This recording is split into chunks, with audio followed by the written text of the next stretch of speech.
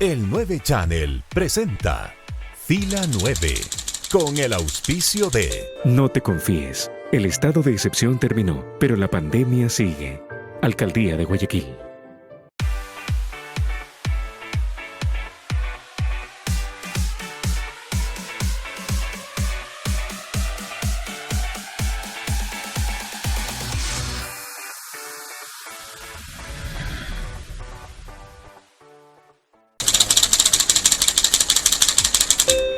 Colegas youtubers, arrancamos un nuevo encuentro. Gracias por estar con nosotros aquí en Fila 9 Live, por seguirnos en nuestras cuentas. Gracias por estar con nosotros en Facebook, en YouTube. Gracias por seguirnos también en nuestro Instagram. Rodrigo, ¿cómo andas? Hola Roberto y amigos, qué alegría nos da poder estar con todos ustedes semana tras semana en la propuesta de Fila 9 a través del 9 Channel, siempre con temas muy actuales. Y este particularmente que tiene que ver con seguridad, pero ya es una seguridad en la red. Un mundo nos vigila. Le hablas a Alexa y te responde. Le hablas a Siri, te responde. Le hablas y claro, estamos en un tema donde la conectividad está al toque, al alcance de las manos, y con ello también, dicen los expertos, hay caminos abiertos hacia la extracción de información, como la que acabamos de ver en varias instituciones del Estado recientemente en el país. Particularmente la más sonada, el tema de CNT, ¿no? Con ese secuestro de la información, del cual hay derivaciones hacia procesos, por un lado, de la Fiscalía. También hay una denuncia por parte de CNT hacia la Fiscalía. En fin, pero es un tema de delito cibernético, y al hablar de secuestro de la información que posiblemente haya sido ya expuesta de los ciudadanos. ¿Qué tan sensible pudo haber sido? Pues bueno, eso nos irán comentando con el paso de los días y se llegará a conocer la amplitud de ese hackeo a esta plataforma de CNT. Y sobre estos y otros temas vamos a hablar hoy en nuestro programa de Fila 9. Hoy tenemos a nuestro invitado, el doctor Juan Carlos Solines, quien está presente ya en Fila 9 Live. Arrancamos ya nuestro encuentro en Fila 9. Bienvenidas y bienvenidos nuevamente. Hoy con este tema importante, ese hacking al sistema informático de CNT. ¿Qué repercusiones tiene en el ciudadano común, el ciudadano de a pie? ¿Y qué implicaciones en términos generales empresariales al tema de la seguridad? Es lo que vamos a analizar hoy por hoy con Juan Carlos Solines. Es abogado experto en tecnología, telecomunicaciones y propiedad intelectual. Juan Carlos, qué gusto tenerte en el programa. Bienvenido a Fila 9. Gracias, Rodrigo. Un saludo a Roberto y a toda la audiencia. Un gusto estar aquí en Fila 9 compartiendo estos temas tan importantes para la ciudadanía. Juan Carlos, muchísimas gracias a ti. Al contrario, y queremos empezar por el tema que acaba de mencionar Rodrigo. Hablamos hoy y se hizo una gran bulla a nivel nacional sobre este hackeo a CNT. ¿Qué significó esto en términos reales? ¿Qué ocurrió? ¿Qué información se llevaron? Bueno, en primer lugar, Roberto, no solamente fue CNT, porque luego vinieron anuncios e informaciones de que habían otras entidades del Estado que habían sido también atacadas, Petroecuador, el Ministerio de Salud, me parece que el BIES habían sido también vulnerados sus sistemas, y en el sector privado igual, había una institución financiera. Es decir, estos ataques cada vez más frecuentes son unas circunstancias que son, digamos, propias de los tiempos que vivimos. Estamos viviendo la cuarta revolución industrial. Cada vez dependemos más. La pandemia lo probó, que cada vez dependemos más y estamos más conectados para trabajar, para hacer transacciones comerciales, para relacionarnos con el gobierno y hacer trámites. Entonces, claro, esto implica también unos riesgos, y esos riesgos son justamente que nuestros sistemas, nuestras computadoras, nuestros teléfonos puedan ser infiltrados, puedan ser interceptados, y ahí lo que se puede hacer, ya hay varias aristas, ¿no? Porque cuando hablamos de hackeo, estamos hablando de, yo diría, 3 dimensiones al menos, ¿no? Por un lado, hay el hacking ético, que es los que se dedican a tratar de identificar vulnerabilidades en sistemas, pero con el fin de componerlos. Entonces, los hackers éticos, que normalmente son contratados por las empresas, vulneran sistemas para demostrar la vulnerabilidad y corregir. Hay el hacktivismo también, el hacktivismo, que es los hackers que, por ejemplo, Anonymous, el más conocido, que hacen intercepción o hackean sistemas, pero con una finalidad más bien de corte político, de corte social, de corte mediático, ¿no? Y hay la cibercriminalidad, la ciberdelincuencia, que son los ciberataques de los que ha sido víctima, en este caso, CNT y las otras instituciones del Estado. Y ahí hay una gama de posibilidades dentro de la parte delincuencial y delictiva de los ciberdelitos, en donde tú puedes hackear un sistema para robarte información, para filtrar información, puedes hackear un sistema para dañar información o para dañar el sistema, o puedes, lo que le sucedió a la CNT, el ransomware que se llama, que es entrar en un sistema no para filtrar información necesariamente, sino para inhabilitarla, para bloquearla, ¿no? Y en ese sentido, pues se estaría vulnerando uno de los 3 principios de la seguridad de la información, que es el acceso, ¿no? El tener la disponibilidad de la información. Pero entonces, vamos a ello. Yo tengo muchas preguntas y voy a tratar de sintetizar. Por un lado, podemos saber qué información se llevaron, es decir, es factible. Es decir, yo lo comparo con qué sé yo, entraron a robar un banco. Entonces yo determino, yo sé que en la bóveda tengo, no sé, $10,000 y me faltan 5,000, por lo tanto, lo que me han robado son $5,000. En el caso sé cuánto me han robado y la pregunta a continuación es, ¿en qué lo van a usar? Tú decías el ransom. Yo en algún momento me decía alguno de estos expertos cibernéticos que eso está en la deep web, entonces está ahí la información y está el acceso, pero claro, sigue siendo para términos de hackers para hackers. A ver, la primera pregunta, ¿cuánto se te robaron de información o qué se te robaron de información? Es relativa. Si tú tienes, por ejemplo, un sistema de logs que determine qué se descargó o qué se copió, eventualmente podrías. Pero normalmente, cuando eres sujeto a un ataque, no sabes qué sistemas nomás pueden haber sido descargados, qué bases de datos pueden haber sido descargadas. Recordemos, por ejemplo, que hace 2 años hubo este escándalo de Novastrat, ¿se recuerdan? El escándalo de Novastrat que filtró 20 millones de datos de 20 millones de ecuatorianos que estaban alojados en una nube sin seguridades en Miami y a donde cualquier persona podía acceder. Se habla de que se ha sustraído, en el caso de CNT, se ha sustraído alrededor de 10 gigas de información. O más bien dicho, se ha puesto a disposición, porque las etapas del ransomware son 2. La primera es justamente captar la información, o sea, entrar en el sistema y bloquear la información, o sea, ponerle una especie como de burbuja, ¿ya? En donde se le encripta y los usuarios legítimos, o sea, los propietarios de la información no pueden acceder a ella, ¿ya? Entonces, ¿qué pasó en CNT?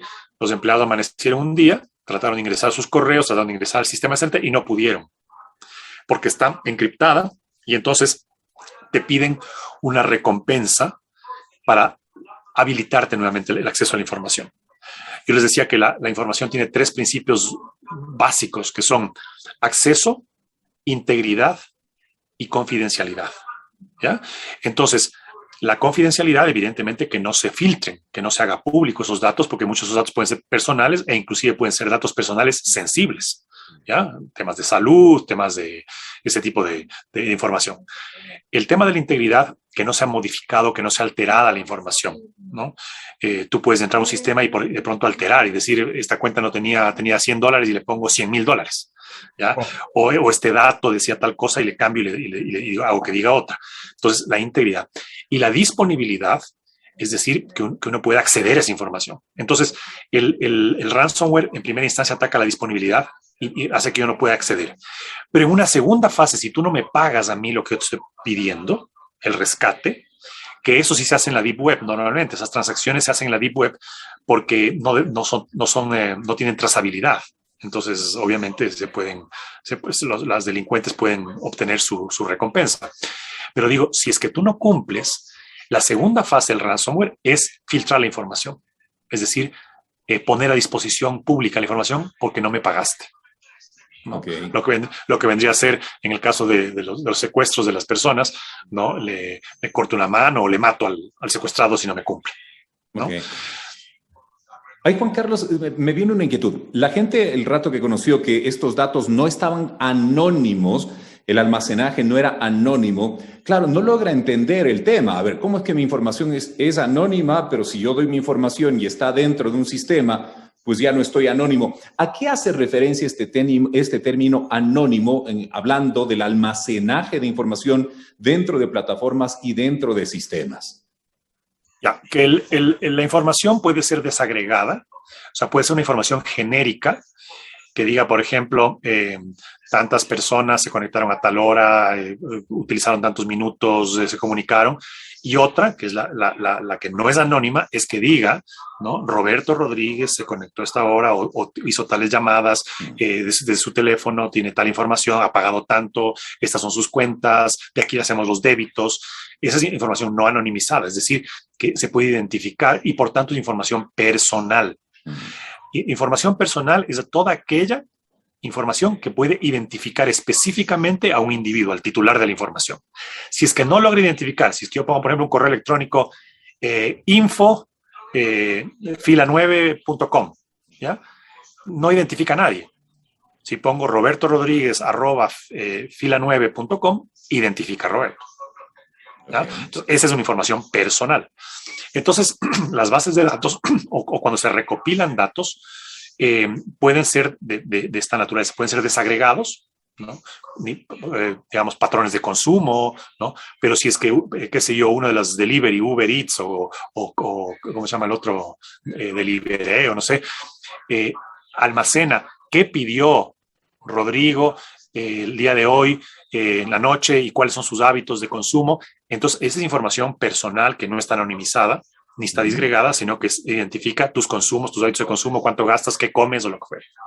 Ahora, dos temas ahí. El primero, al hablar de esta información que puede resultar un tanto sensible, ¿verdad? Ya por los hábitos de consumo, por la información personal o personalísima de cada una de las personas, estaba almacenada en este banco informativo al cual aparentemente habrían tenido acceso, aunque se descarta esa posibilidad de entrada y de momento, habrían tenido acceso estos ciberdelincuentes. Pues, por un lado, ¿qué podrían hacer los delincuentes con este tipo de información? ¿En qué delitos, más allá de la apropiación, lógicamente, de la información? Que ya no siendo de ellos, pues ya sería un delito el primero, ¿verdad? Apropiación indebida de esa información, por un lado.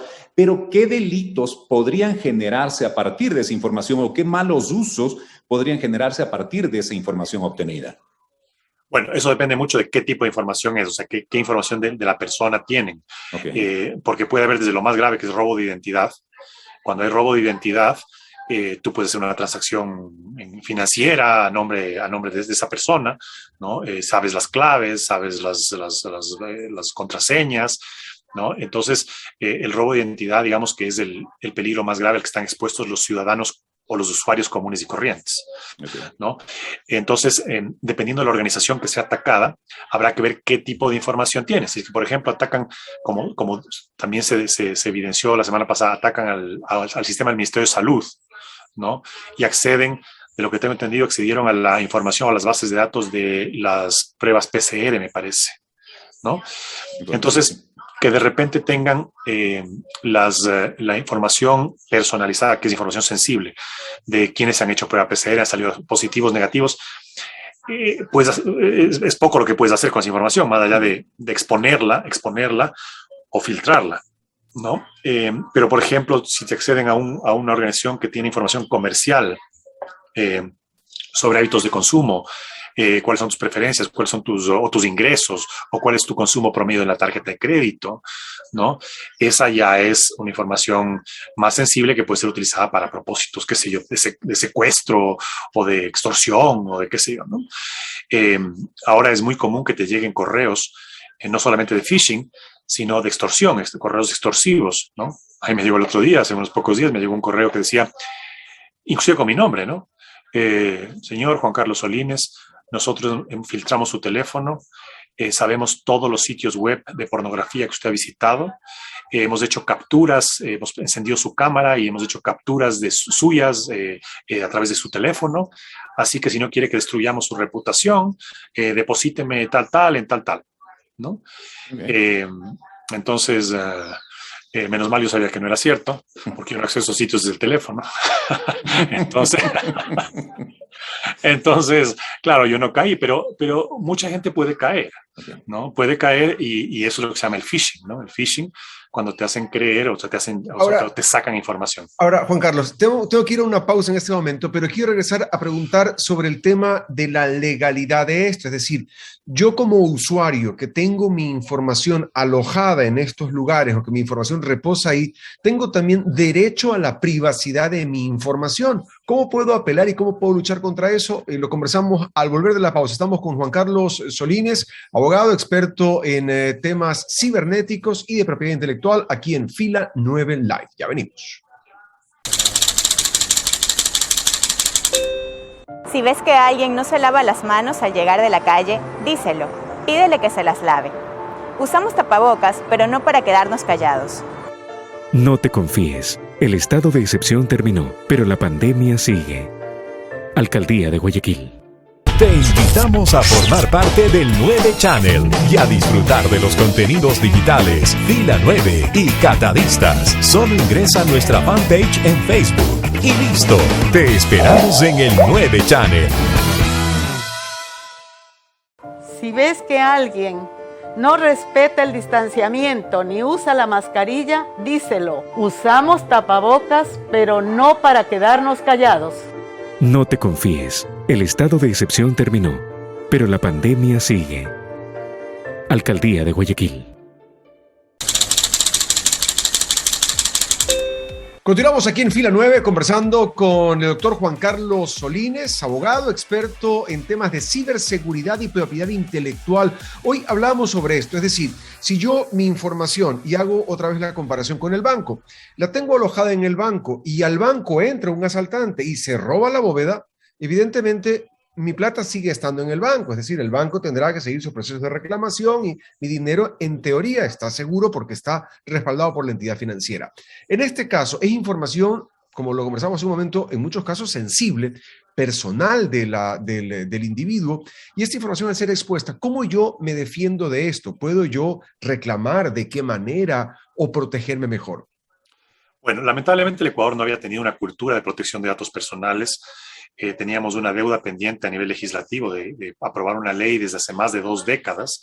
Se cometió el error aquí en el Ecuador de aprobar primero una ley de acceso a la información por presión de medios y periodistas también que querían una herramienta para acceder a la información, pero no se hizo el contrapeso que era una ley de protección de datos.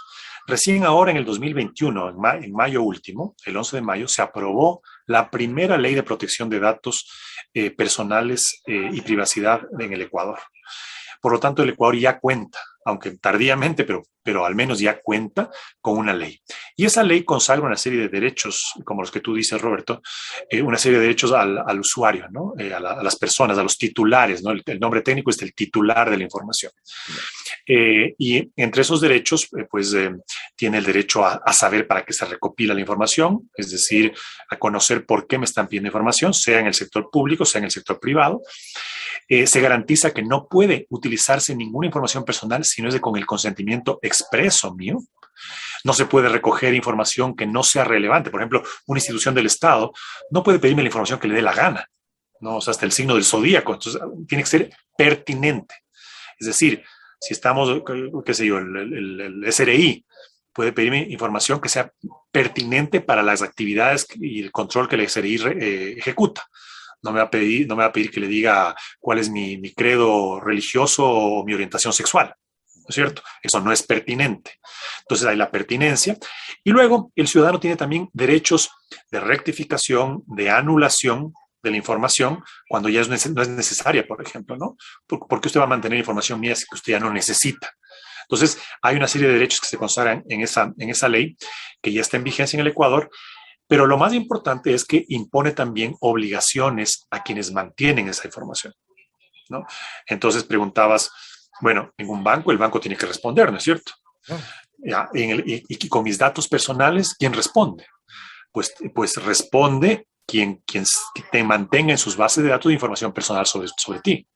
Entonces, ellos tienen ahora, de acuerdo a la ley, una serie de responsabilidades que tienen que cumplir.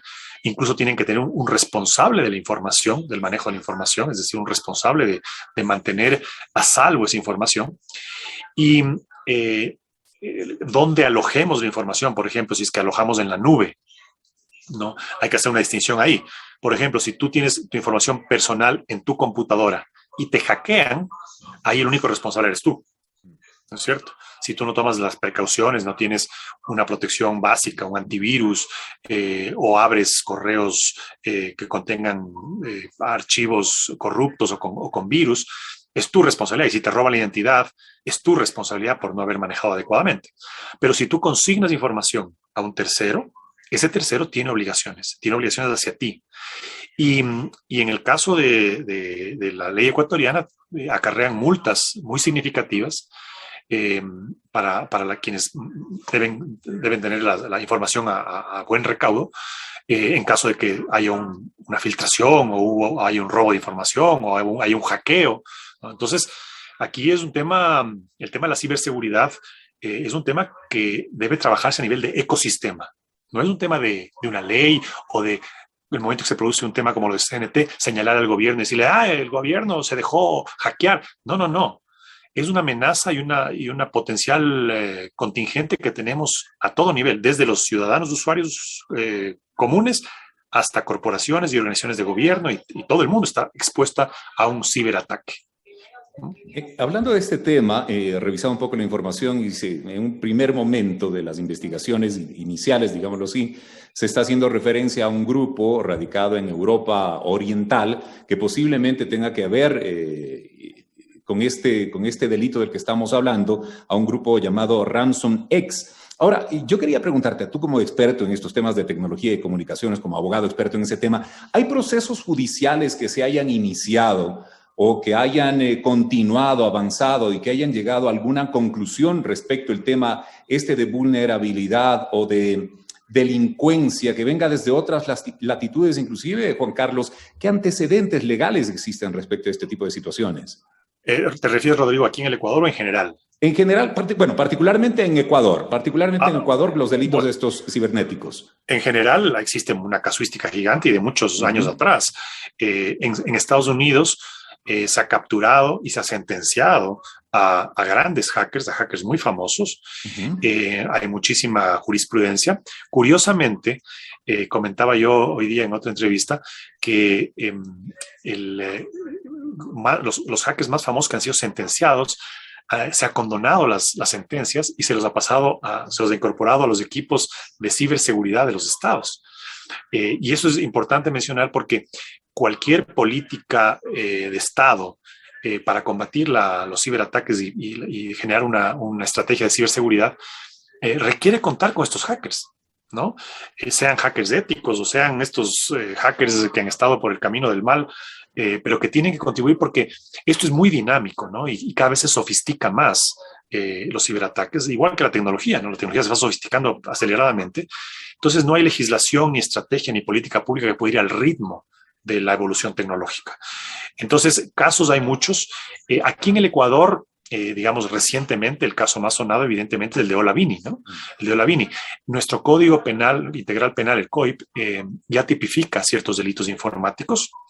Y aunque en el caso de Olavini, originalmente se le estaba procesando por acceso a información confidencial o reservada del Estado, que es uno de los delitos que está tipificado en el COIP, al final se cambió el tipo penal y ahora se le está procesando justamente por acceso no autorizado a sistemas informáticos, que vendría a ser lo que sucedió en el caso de CNT, ¿no es cierto? Hay un acceso no autorizado al sistema. Claro que en este caso el acceso no autorizado fue con una finalidad de capturar la información y pedir un rescate, que ya configura el ransomware, que no está descrito ni definido en nuestro COIP todavía. Entonces, y claro, como son estos delitos, estos ciberdelitos, no hay fronteras, ¿no es cierto? O sea, son grupos que están en Europa del Este, hay crimen organizado en Rusia, sobre todo, que son los principales ataques a las instituciones financieras, ¿no? Están en China, o sea, hay muchos lugares. Entonces, claro, ahí surge el debate del tema de cómo opera la justicia en casos de Internet, ¿no es cierto? O sea, el tema de la jurisdicción, cómo opera la jurisdicción, cómo se captura a un ciberdelincuente que está en otro continente y que está cometiendo delitos aquí en el Ecuador, ¿no? Ese es el caso, por ejemplo, de Julian Assange, ¿no es cierto? Que se lo requería en varias jurisdicciones por delitos cometidos en esas jurisdicciones, ¿no? Entonces, esta revolución, esta cuarta revolución industrial que estamos viviendo, plantea unos retos muy, muy interesantes porque estamos viviendo un mundo totalmente distinto. Los ciberataques, la ciberdelincuencia, se convierte ya en un problema de Estado, ¿no? Es un problema de Estado que nos afecta a todos, pero que tiene que ser abordado integralmente por el Estado. No es un tema de ahora pasó en CNT, veamos qué hacemos, un parche por aquí, un parche por acá. Se necesita una política seria porque puede poner en riesgo un sistema financiero, puede haber una corrida, una pánico de los clientes si es que de repente el banco no tiene capturada su información y no puede hacer ninguna transacción. Servicios básicos, luz eléctrica. Petroecuador acaba de anunciar que también ha sido vulnerado su sistema, ¿no? Entonces, ahora que dependemos absolutamente en todo de la tecnología, debe ser pues una prioridad y debe ser una alerta máxima para el gobierno.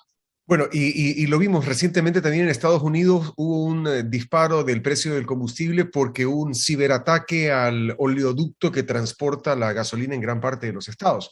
Es decir, esto cada vez se ve más, traducido en la realidad ecuatoriana, donde vemos estos ciberataques, y ya para concluir, porque el tema ahorita nos puede dar para mucho, producto de que sí, hay que implementar temas de ciberseguridad, pero también hay que implementar temas, si cabe el término, de ciberjusticia, porque el juez debe estar en capacidad de conocer, como en tu caso, como abogado, de conocer esta materia para poder juzgar de acuerdo a un parámetro, como lo mencionabas, que en Estados Unidos ya existe algo de jurisprudencia sentada. En el caso ecuatoriano estamos naciendo. Entonces, ¿cuáles serían, solamente para dejar los enunciados, estos primeros pasos por los que habría que caminar en favor de tener un país con una mejor seguridad cibernética? Es correcto lo que tú dices, e incluso antes de eso, antes de los jueces, los legisladores, pues. Los legisladores tienen que ser las leyes que los jueces van a aplicar o que van a dirimir, ¿no es cierto? Entonces, claro, si un legislador no conoce a profundidad estos temas, no sabe los conceptos, a mí me invitaron a finales de la asamblea pasada a dar a la comisión que trataba esta ley de ciberacoso, que se aprobó. Y yo les dije que me parecía un sinsentido, o sea, porque hay crímenes, delitos tradicionales, la estafa, el acoso, ¿cómo se llama? La injuria, que simplemente pueden hacerse de la manera tradicional, ¿no? O pueden hacerse a través de herramientas tecnológicas. No los convierte en un crimen o en un delito distinto. Sí hay delitos específicos digitales, ¿no? Si hay algunos, por ejemplo, el phishing que mencionaba, ransomware, ¿no? Si hay específicos, pero se tiene que conocer para saber cómo legislar. Si no se legisla bien, no tenemos leyes adecuadas y por tanto los jueces no saben qué aplicar, ¿no? No saben qué aplicar. Pero tienes razón, es decir, es un tema del entorno. Y ojo, cuando hablamos de ciberseguridad, no hablamos solamente de leyes o de regulación o de medidas de seguridad física y lógica que pueden tomar las organizaciones, tanto privadas como públicas. Hablamos de un entorno que tiene que atacar a niños, jóvenes, estudiantes universitarios, trabajadores, porque el eslabón más débil en la cadena de ciberseguridad normalmente son los usuarios finales. Entonces, se presume, por ejemplo, que el tema de CNT se produjo porque algún funcionario de CNT, desde su correo institucional, abrió un correo y abrió un anexo que contenía el virus. Es decir, la abuelita que le heredó el sultán de Brunei 1 millón de euros. Exacto, claro. Exacto. O ahora que se ha vuelto muy común, le estoy devolviendo esta factura que no me da, o le estoy mandando la cotización que me pidió, ¿no? Y uno ingenuamente abre el archivo y deja una ventana abierta para que no solamente entren a su computadora o a su teléfono, sino a su organización. Entonces, la ciberseguridad, una estrategia de ciberseguridad debe partir desde la base, desde capacitar y educar, campañas de concientización y de educación al ciudadano, al usuario, al niño que está aprendiendo y que está ahorita dependiendo. Ahora estamos viendo que en la pandemia hubo teleeducación, hubo comercio electrónico, hubo teletrabajo, sigue habiendo teletrabajo. Entonces, si desde la casa yo de repente cometo una imprudencia, expongo a la organización.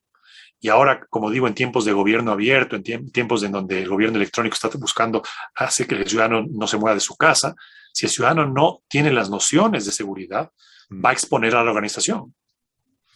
Qué interesante conocer todos estos conceptos y nos ha dado una visión mucho, pero realmente mucho más amplia de todo lo que implica este tipo de situaciones a las que nos vemos abocados hoy por hoy en este mundo globalizado e hiperconectado del cual ya somos parte, nos guste o no, y mucho más a partir de esta temporalidad en la cual los sistemas informáticos, el uso de la gran red, pues ha sido el recurso mayor para poder estar conectados en el mundo entero, luego del tema de vivir el distanciamiento. Juan Carlos, te queremos agradecer por estar con nosotros hoy en el programa. Es Juan Carlos Solines, abogado experto en temas de tecnología, de telecomunicaciones y de propiedad intelectual. Gracias por estar con nosotros hoy en Fila 9.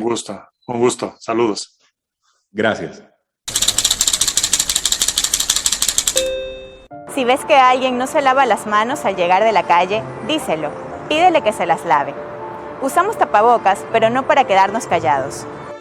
No te confíes. El estado de excepción terminó, pero la pandemia sigue. Alcaldía de Guayaquil. Te invitamos a formar parte del 9 Channel y a disfrutar de los contenidos digitales Fila 9 y Catadistas. Solo ingresa a nuestra fanpage en Facebook. Y listo, te esperamos en el 9 Channel. Si ves que alguien no respeta el distanciamiento ni usa la mascarilla, díselo. Usamos tapabocas, pero no para quedarnos callados. No te confíes. El estado de excepción terminó, pero la pandemia sigue. Alcaldía de Guayaquil. Como lo acabamos de conversar, quedan muchos puntos y yo diría que a esta altura del partido no cuantificables, porque es la construcción de una nueva estructura para la protección del ciberdelito. No sé si cabe el término así en macro, pero es eso, ¿no? Lo que pasa es que estamos hablando ya no de delincuencia, no sé si común, pero es un tema de delincuencia que viene con un proceso tecnológico atrás. Son delincuentes que conocen del manejo de la tecnología y, como bien lo decía Juan Carlos, hasta cierto punto no tienen límites de fronteras, ¿no es cierto? No tienen límites de fronteras y pueden estar al otro lado del charco, pueden estar aquí, más allá, en otro país, en otro continente, en fin. ¿Y de dónde vienen estos ataques y cuál sería la forma de encararlos por la vía de la justicia? Es un tema complicado, bien lo decía, y el tema de los precedentes que existan. En otras latitudes hay, bien nos relataba también Juan Carlos al respecto, pero ¿qué es lo que está pasando hoy por hoy y hasta dónde se podrá llegar con la legislación existente y con las posibilidades y recursos también actuales?